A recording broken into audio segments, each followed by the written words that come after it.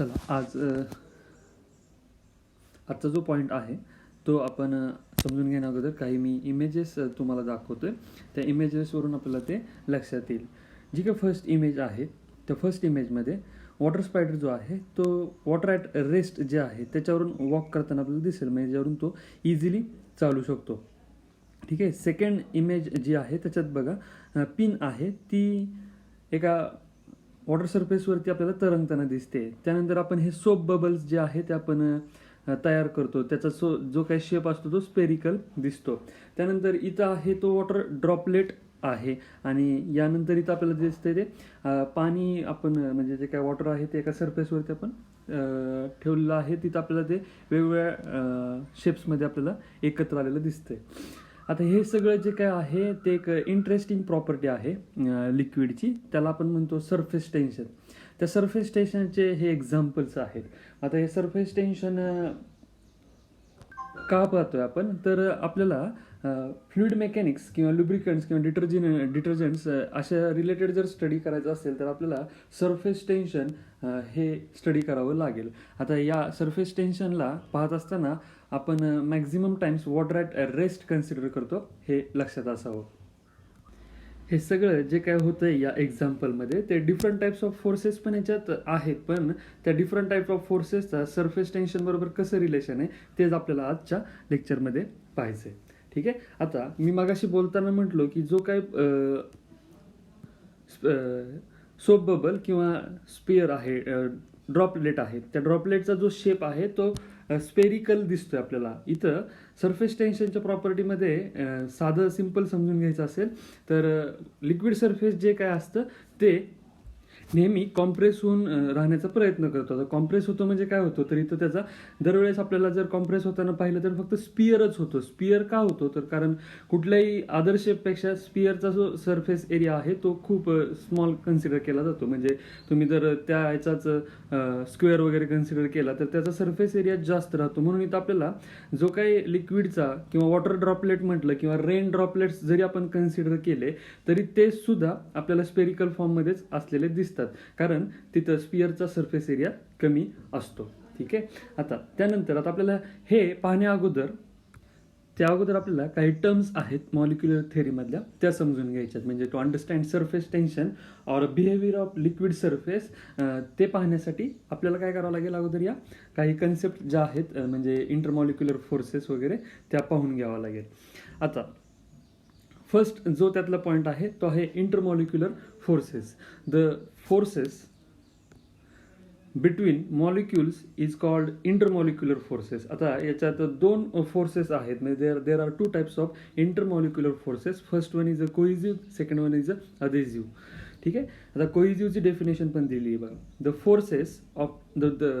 Force of attraction between the molecules of the same substance is called cohesive force or force of cohesion. मी इथं molecules of the same substance same खाली underline करून ठेवतो, म्हणजे लक्षात राहील. ठीक आहे. Next adhesive force. The force of attraction between the molecules of a different substance is called adhesive force or force of adhesion. मी तर डिफरंट खाली अंडरलाईन करतोय. ठीक आहे. कोइझिव्ह आणि अधेसिव्ह फोर्स याच्यातलं तुम्हाला डिफरन्स समजत असेल. आता कोइझिव्ह फोर्समध्ये जर एक्झाम्पल सांगायचं असेल तर हे काय म्हणतात, the force of attraction between the molecules of the same substance. Same substance म्हणजे एक्झाम्पल जर घ्यायचं असेल तर वॉटर मॉलिक्युल जर असेल तर त्यांच्यातला जो काही फोर्स असतो, फोर्स ऑफ अट्रॅक्शन, त्याला आपण म्हणतो कोइझिव्ह फोर्स. तसंच आपण एअर मधलं जरी एअर मॉलिक्युल जरी कन्सिडर केलं तर त्यांच्यातला जो सेम सबस्टन्स मधला म्हणजे एअर जे मॉलिक्युल असतील तर त्यांच्यातला जो फोर्स ऑफ अट्रॅक्शन असतो त्याला आपण म्हणतो कोइझिव्ह फोर्स. आता हा कोइझिव्ह फोर्स सॉलिडमध्ये मॅक्झिमम कन्सिडर होतो, कारण बघा सॉलिडमधले जर मॉलिक्युल आपण कन्सिडर केले तर त्यांच्यातला जो फोर्स ऑफ अट्रॅक्शन आहे तो खूप स्ट्रॉंग आहे, म्हणून तर त्यांना शेप आहे. ठीक आहे. आणि जर तुम्ही तो लिक्विडमध्ये कन्सिडर केला तर तो लिक्विडमध्ये तुम्हाला तसा पाहता येणार नाही. लिक्विडमध्ये कोइझिव्ह फोर्स हा सॉलिडपेक्षा कमी असतो. आता त्यानंतर सेकंड जो आहे तो अधेसिव्ह फोर्स आहे. अधेसिव्ह फोर्समध्ये आपण म्हणतो force of attraction between the molecule of a different substance. ह्याचं एक्झाम्पल जर द्यायचं असेल तर force of attraction between water and solid molecule is a adhesive force असं म्हटलं तरी चालेल. आता हे दोन्ही जे फोर्स आहेत ते शॉर्ट रेंज फोर्सेस आहेत आणि ते इनवर्स स्क्वेअर लॉ ओबे करत नाहीत. ठीक आहे. मग आपल्या इथं इंटरमॉलिक्युलर फोर्सेस समजलेले असतील, कोहेसिव्ह फोर्स आणि अधेसिव्ह फोर्स. त्यानंतर काही इम्पॉर्टंट डेफिनेशन पाहिजेत मॉलिक्युलर थेअरीमधल्या. फर्स्ट डेफिनेशन जी आहे त्याला आपण म्हणतोय range of molecular forces.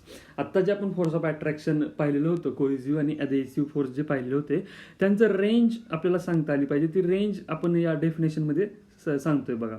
The maximum distance from the molecule up to which is the molecule force effective is called the range of molecular forces.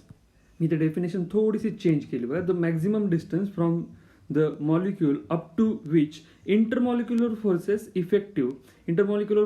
is effective is called the range of molecular forces. म्हणजे मी तर molecule दाखवलेलं तुम्हाला दिसतोय बघा. त्याच्यामध्ये हा जर molecule असेल तर याचा जो काय फोर्स ऑफ अट्रॅक्शन असेल, म्हणजे कोहेसिव्ह असेल किंवा अधेसिव्ह असेल, तो जो काय फोर्स असेल त्याची रेंज या मॉलिक्यूल पासून इथपर्यंत जो आहे त्याला आपण म्हणतोय रेंज ऑफ मॉलिक्युलर फोर्सेस. आणि त्याच्यानंतर लगेचच आपण काय करतोय, स्पियर ऑफ इन्फ्लुएन्स डिफाईन करतोय. And imaginary sphere with molecule at its centre. Imaginary sphere consider करतोय, molecule is at its centre and radius म्हणजे हे जे डिस्टन्स दिसते रेंज ऑफ मॉलिक्युलर फोर्स, म्हणजे या इथून इथपर्यंतची रेंज जर असेल तर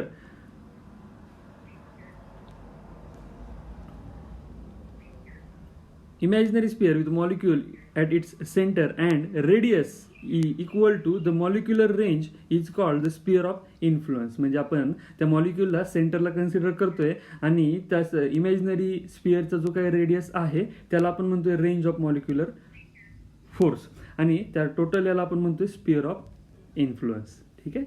नेक्स्ट सरफेस फिल्म डेफिनेशन आहे.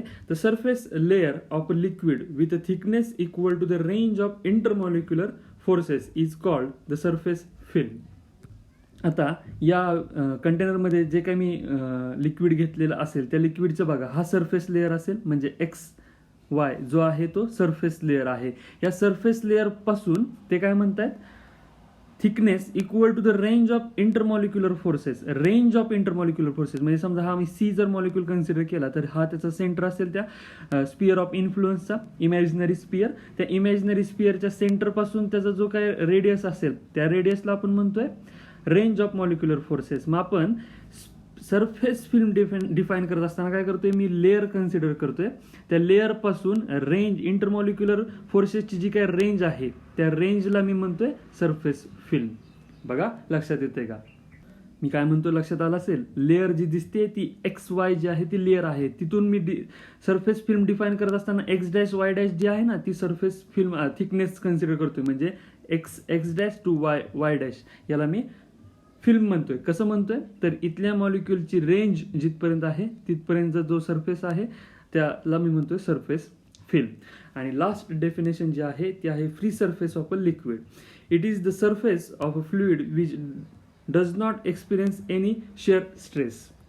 आता फ्री सरफेस ऑफ लिक्विड म्हणजे ते शेअर स्ट्रेसचं जे सांगताय ते तुम्हाला सरफेस टेन्शनच्या डेफिनेशन एक्सप्लेन करत असताना समजेल. म्हणजे त्याला इमॅजिनरी लाईन वगैरे आपण ड्रॉ करून equal and opposite forces act होतात, त्याला ते शेअर स्ट्रेस अप्लाय होत नाही असं कन्सिडर केलं जातं. ठीक आहे. ते तुम्हाला तिथं पाहायला मिळेल. एवढ्या ज्या काही डेफिनेशन आपण आता पाहिलेल्या आहेत त्या आपल्याला मॉलिक्युलर थेअरी समजून घेण्यासाठी खूप इम्पॉर्टंट असतील, कारण इथून पुढचं सरफेस टेन्शनचा जो काय पॉईंट असेल तिथं सगळ्या या डेफिनेशन आपल्याला लागणार आहेत. ठीक आहे. नेक्स्ट पॉईंट जो आहे तो आहे surface tension on the basis of molecular theory. त्याची डायग्राम आपल्याला तिथं दिसत असेल. आता या याच्यामध्ये आपण ज्या डेफिनेशन पाहिल्या त्या तर आपल्याला लागतीलच, पण त्याच्या अगोदर आपण जे पाहिलेलं होतं कोहेसिव्ह फोर्स आणि अधेसिव्ह फोर्स, ते कोहेसिव्ह आणि अधेसिव्ह जे आहेत ते इथं आपल्याला समजले पाहिजेत. ठीक आहे. आता याच्यात मी 3 मॉलिक्यूल कन्सिडर करतोय. 3 मॉलिक्यूल. फर्स्ट मॉलिक्यूल आहे A मॉलिक्यूल, B मॉलिक्यूल आणि C मॉलिक्यूल. तर तुम्ही A ला जर ऑब्झर्व केलं तर A जो मॉलिक्यूल आहे तो इनसाइड द लिक्विड आहे असं पण दिसतंय आपल्याला, वेल इनसाइड आहे. त्यानंतर B जो आहे तो त्याचा थोडासा पार्ट वरच्या साईडला आहे आणि थोडा आतल्या साईडला आपल्याला दिसतोय. म्हणजे आपण म्हणू की just below the free surface आहे असं म्हटलं तरी चालेल. आणि जो C मॉलिक्यूल आहे तो मॉलिक्यूल जर बघितला तर तो इथं असेल आणि तो मॉलिक्यूल आहे ऑन द फ्री सरफेस असं म्हणूया. ठीक आहे. A well inside, just below the free surface आणि ऑन द फ्री सरफेस असे 3 मॉलिक्यूल आपल्याला इथं दिसत आहेत. आता पहिल्यांदा आपण मॉलिक्यूल ए विषयी पाहूया. आता हा जो मॉलिक्यूल आहे त्याची पोझिशन ही असेल. त्यानंतर मी रेडियस एक इमॅजिनरी स्पियर ड्रॉ केला, त्याला आपण म्हणतोय sphere of influence. Sphere of influence म्हणजे त्याचा रेडियस जो आहे त्या स्पियर ऑफ इन्फ्लुअन्सचा त्याला आपण म्हणतोय रेंज ऑफ मॉलिक्युलर फोर्स. म्हणजे हा स्पियर ड्रॉ करून घेतला. आता हा जर वेल इनसाइड द लिक्विड असेल म्हणजे पूर्णपणे लिक्विडमध्ये असेल तर त्याच्या सराउंडिंगमध्ये जे काही मॉलिक्युल्स असतील ते पण काय असतील, लिक्विड मॉलिक्युल्सच असतील. म्हणजे हा जर लिक्विड असेल तर इकडे सगळे असणारे मॉलिक्यूल काय असतील, लिक्विडचेच असतील. आणि यांच्यात जो काय फोर्स ऑफ अट्रॅक्शन असणार आहे तो काय असणार आहे, कोहिजिव्ह फोर्स असणार आहे. पण समजा मी इथं म्हटलं की हा एक मॉलिक्यूल आहे,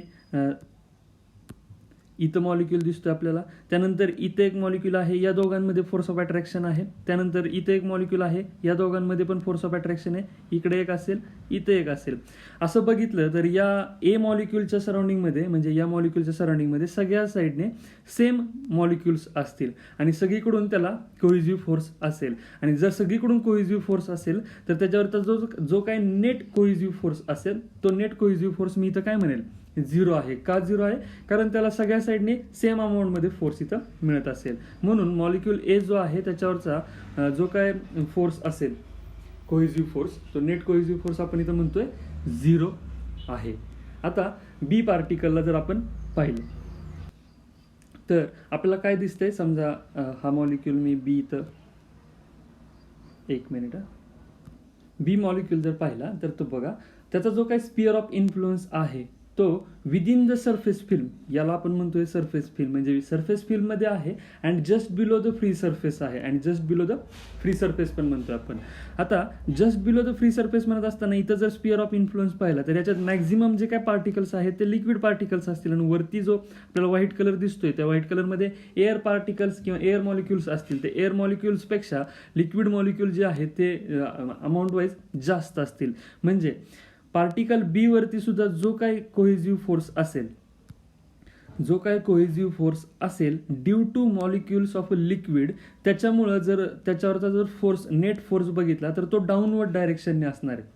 का डाऊनवर्ड डायरेक्शन असणार आहे, कारण जे काय एअर मॉलिक्युल्स आहेत त्याचा नंबर लिक्विड मॉलिक्युल्सपेक्षा कमी आहे. म्हणजे लिक्विड मॉलिक्युलचा cohesive force of attraction between same molecule हा जास्त राहील आणि तो जास्त असल्यामुळे एक नेट अनबॅलन्स्ड फोर्स जो काय असणार आहे तो कोहिजिव्ह फोर्स, अनबॅलन्स्ड फोर्स हा डाऊनवर्ड डायरेक्शनने आपल्याला बी मॉलिक्यूलवरती पाहायला मिळेल. ठीक आहे. आता सी मॉलिक्यूल जर पाहिला, सी मॉलिक्यूलचा हाफ पार्ट जो आहे तो लिक्विडचा आहे आणि हाफ पार्ट जो दिसतोय तो तुम्हाला एअर मॉलिक्यूलचा असेल. आता असं जरी असेल म्हणजे सी जो पार्टिकल आहे ऑन द फ्री सरफेस आपण म्हणतोय, आणि तरी असं जरी असेल तरी सुद्धा बघा लिक्विड मॉलिक्युल्स हे एअर मॉलिक्युल्सपेक्षा नक्कीच जास्त असणार आहेत. म्हणजे इथं पण पार्टिकल किंवा मॉलिक्यूल सी जो आहे तो डाऊनवर्ड अनबॅलन्स फोर्सच एक्सपिरियन्स करत असेल. रिझन काय देतोय आपण इथं, तर वॉटर मॉलिक्यूल हे एअर मॉलिक्यूलपेक्षा जास्त आहेत. म्हणजे इथं कोहिजिव्ह फोर्स जो असेल तो नेट कोहिजिव्ह अनबॅलन्स्ड फोर्स हा डाऊनवर्ड डायरेक्शननेच त्या मॉलिक्यूलला डायरेक्शन देत असेल. जसा मॉलिक्यूल सी आहे तसा या सरफेस फिल्मवरचे सगळे मॉलिक्यूल किंवा जो बी मॉलिक्यूल आहे तसे जे काही मॉलिक्यूल्स असतील ते सगळे मॉलिक्यूल्स एक net unbalanced downward force cohesive force experience करत असतील. आता याच्यामुळे होतं काय, तर या सरफेस फिल्मवरचे जे काही मॉलिक्यूल्स आहेत ते डाऊन साईडला यायला सुरुवात होतात. म्हणजे काय होतं, नंबर ऑफ मॉलिक्यूल्स जे सरफेसवरचे आहेत या सरफेसवरचे XY फ्री सरफेसवरचे XY ते मॉलिक्युल्स काय व्हायला कमी व्हायला सुरुवात होते. आणि कमी व्हायला सुरुवात झाली म्हणजे तिथला जो काही सरफेस एरिया आहे किंवा सरफेस आहे तो श्रिंक व्हायला सुरुवात झालेला आपल्याला इथं दिसतो. म्हणजे इथले जे मॉलिक्यूल जे डाऊनवर्ड फोर्सने खाली येत आहेत त्यांना जो काही डाऊनवर्ड पूल मिळतोय त्याच्यामुळं काय होतं, तर ही फिल्म जी आहे सरफेस फिल्म ती श्रिंक व्हायला सुरुवात होते आणि ती एका टेन्शनमध्ये अंडर टेन्शन राहते म्हणजे काय, तर यातले मॉलिक्यूल जे काय आहेत त्यांचा जो काय पूल आहे डाऊनवर्ड पूल, तो डाऊनवर्ड पूल एका ठराविक याच्यापर्यंतच असणार आहे. म्हणजे सगळेच मॉलिक्यूल डाऊनवर्ड येतील असं नाही, तर मॅक्झिमम मॉलिक्यूल जे आहेत ते डाऊनवर्ड पूलमुळे आपल्याला खाली आलेले दिसतात. पण श्रिंक होण्याचं पण त्याचं त्या सरफेसचं एक लिमिट आहे, त्याच्यापेक्षा जास्त ती श्रिंक होऊ शकत नाही. मग तिथं ती जी काही फिल्म आहे ती अंडर टेन्शन राहते, म्हणून तर आपण त्याला सरफेस टेन्शन म्हणतोय. ती बिहेव करते लाईक इलॅस्टिक मेम्ब्रेन, म्हणजे स्ट्रेच्ड इलॅस्टिक मेम्ब्रेन सारखी बिहेव करताना आपल्याला इथं दिसते. ठीक आहे, तर हा जो पॉईंट आहे surface tension on the basis of molecular theory, हा तुम्हाला समजलेला असेल. मी थोडक्यात एक्सप्लेन करायचं असेल तर मी काय सांगेन, तर ए मॉलिक्यूल, बी मॉलिक्यूल आणि C molecule. A well inside the liquid, B below the free surface, त्यानंतर C on the free surface असं म्हणतोय. त्याच्याप्रमाणे सगळ्या ज्या मॉलिक्युलरचा जर नेट फोर्स जर पाहिला तर ए मॉलिक्युलरचा नेट कोहेसिव्ह फोर्स आपण म्हणतोय 0, बी वरचा net unbalanced cohesive force in a downward direction, C वरचा net unbalanced cohesive force is also in downward direction असेल. त्यानंतर ह्याच्यात नेक्स्ट पॉईंट काय सांगतोय, तर सरफेस फिल्मवरचे जे काय आहेत ते नंबर ऑफ मॉलिक्युल्स कमी होण्याचा प्रयत्न करतात. म्हणजे लिक्विड सरफेस जो असतो त्याचा सरफेस जो आहे तो श्रिंक होण्याचा प्रयत्न करतो, आणि त्यामुळे काय होतं, त्याच्यावरचे जे काय मॉलिक्युल्स आहेत ते डाऊनवर्ड डायरेक्शनला गेलेले दिसतात, पण ते एका ठराविक लिमिटपर्यंतच जाऊ शकतात. त्याच्यानंतर ती जी काय सरफेस फिल्म आहे ती अंडर टेन्शन राहते, त्याला आपण म्हणतोय सरफेस टेन्शन. ती आपल्याला कशी दिसते, तर ती स्ट्रेच्ड इलॅस्टिक मेम्ब्रेन सारखी आपल्याला दिसते. आता याच्यानंतरचा नेक्स्ट पॉईंट जो आहे तो आहे आपला सरफेस टेन्शन. त्याची डेफिनेशन आपल्याला सांगायची आहे. तिथं तुम्हाला इथली फिल्म जी काय आहे त्याच्यावरती सरफेस टेन्शन कसं असतं हे लक्षात येईल.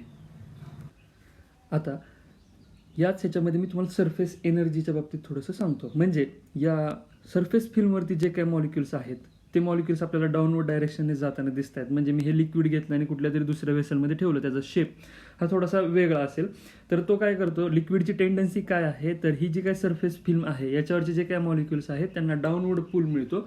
म्हणजे त्यांच्याकडे एक मॅक्झिमम पोटेन्शियल एनर्जी असते, आणि त्या पोटेन्शियल एनर्जीमुळे ते काय करतात, डाऊन साईडला आपल्याला जाताना दिसतात. मग ते ज्यावेळेस खाली जात असतात त्यावेळेस काय होत असते की ही जी काही सरफेस फिल्म आहे ती आपल्याला श्रिंक होताना दिसते, आणि ती श्रिंक होते आणि त्याची एक ठराविक टेंडन्सी आहे तिथपर्यंतच होते. मग जे मॉलिक्यूल खाली जातात त्यांच्याकडे मॅक्झिमम पोटेन्शियल एनर्जी असते. ते मॉलिक्यूल खाली जात असताना इनसाइडचे जे काही मॉलिक्युल्स आहेत ते त्यांची जागा घेण्याचा प्रयत्न करतात. मग ते होत असताना बघा, आता इथला मॉलिक्यूल आहे ह्याच्यावर डाऊनवर्ड पूल आहे. जसा मॉलिक्यूल ए कन्सिडर केला तसा इथं पण कुठेतरी मॉलिक्यूल असतील. त्या मॉलिक्यूलला वर जात असताना काहीतरी वर्क डन होतं, आणि ते जे काय वर्क डन होतं ते वर्क डन परत त्यांच्यामध्ये पोटेन्शियल एनर्जी म्हणून स्टोअर होऊन राहतं.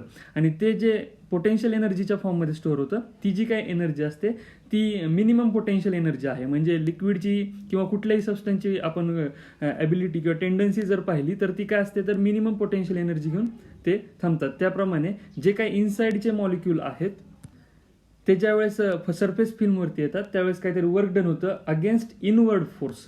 मग त्या इनवर्ड फोर्सच्या अगेन्स्ट जे वर्क डन होतं त्यामुळे त्यांच्यात एक पोटेन्शियल एनर्जी स्टोअर होते. त्याच्यामुळं याचा एरिया इन्क्रीज किंवा डिक्रीज होताना आपल्याला पाहायला मिळतो. त्यात आपल्याला सरफेस टेन्शन आणि सरफेस एनर्जीच्या डेफिनेशन सांगत असताना लक्षात येईल. ओके, आता इथं आपण डेफिनेशन बघतोय सरफेस टेन्शन आणि सरफेस एनर्जीची. आता आपण फ्री सरफेस जो पाहिला होता त्याच्यावर लिक्विड वेसलमध्ये आपण कन्सिडर केलं होतं, आणि ते स्ट्रेच्ड मेम्ब्रेन आहे असं आपण म्हणत होतो. मग ते आपल्याला इथं पाहायचं आहे की ते स्ट्रेच्ड मेम्ब्रेन कसं आहे. मग मी काय करतो, एक इमॅजिनरी लाईन कन्सिडर करतो PQ. आता ही जी काय PQ लाईन कन्सिडर करतोय ती मी लिक्विडच्या सरफेसवरती कन्सिडर करतोय. आता मी इमॅजिनरी लाईन PQ इथं सरफेसला कन्सिडर करतोय, सरफेसवरती टँजेन्शियल आहे. टँजेन्शियल समजलं पाहिजे. त्या PQ लाईनवरती जी की टँजेन्शियल आहे लिक्विड, तर ती टँजेन्शियल आहे. आणि इथं मी तुम्हाला वेगळी फिगर दाखवलेली आहे, ते ऑन द फ्री सरफेसच दाखवतोय. आता त्या PQ लाईनवरती काही मॉलिक्युल्स असतील, जे काय PQ ह्याच्यावरती मॉलिक्युल्स असतील, म्हणजे मी इथं मॉलिक्युल्स जरच कन्सिडरच केले तर ते मॉलिक्युल मला असे दिसतील काहीतरी. ठीक आहे, या PQ मॉलिक्युलवरती दोन्ही साईडने नेट कोहेसिव्ह फोर्स असेल, म्हणजे या साईडने पण असेल आणि या साईडने पण फोर्स असेल. म्हणजे त्याच्यावरती दोन्ही साईडने स्ट्रेचिंग फोर्स असेल. तो स्ट्रेचिंग फोर्स इक्वल अमाऊंटमध्ये असेल. तो स्ट्रेचिंग फोर्स म्हणजेच आपण त्याला म्हणतोय surface tension.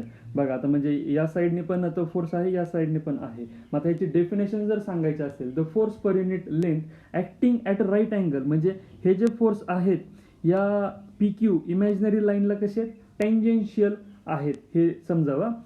The force per unit length acting at a right angle to an imaginary line drawn on the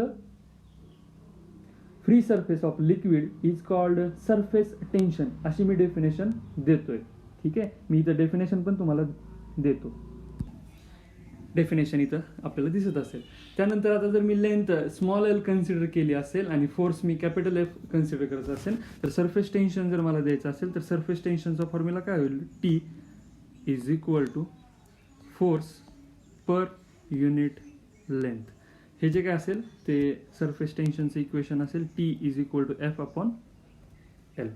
त्यानंतर याचं एसआय युनिट जर बघितलं तर याचं एसआय युनिट आपण लिहू, फोर्स पर युनिट लेंथ आहे म्हणजे न्यूटन पर मीटर म्हणू, आणि सीजीएस युनिट द्यायचं असेल तर सीजीएस युनिट असेल डाइन पर सेंटीमीटर. ठीक आहे, आणि डायमेन्शन्स जर याचे आपल्याला सांगायचे असतील तर आपण डायमेन्शन्स देत असताना सरफेस टेन्शन जर दिलं तर surface tension is equal to मला लिहावं लागेल dimensions of force divided by dimensions of length. Okay, फोर्सचे डायमेन्शन आपल्याला माहीत असतील त्याप्रमाणे force L power 1 M power 1 T power -2 divided by L power 1, म्हणजे हे जे काय डायमेन्शन्स होतील ते डायमेन्शन्स असतील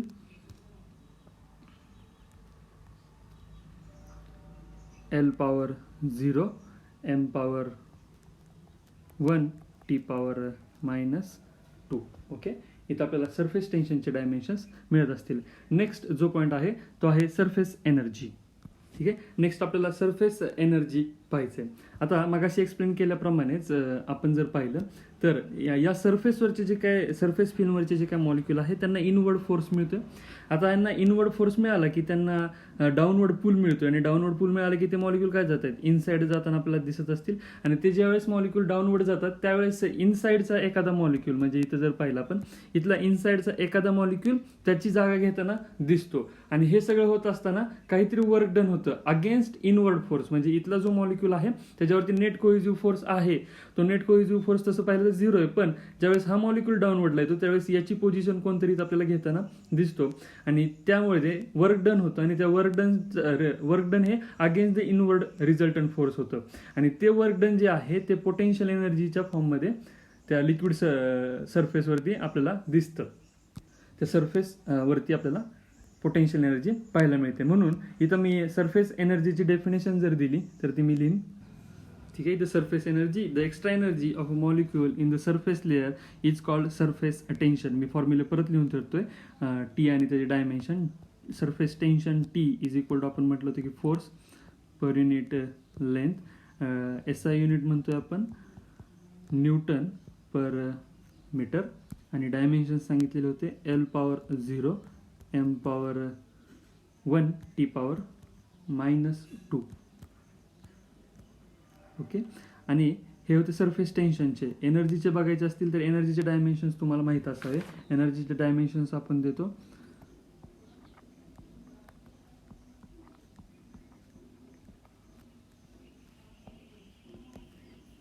L power 2 M power 1 T power -2.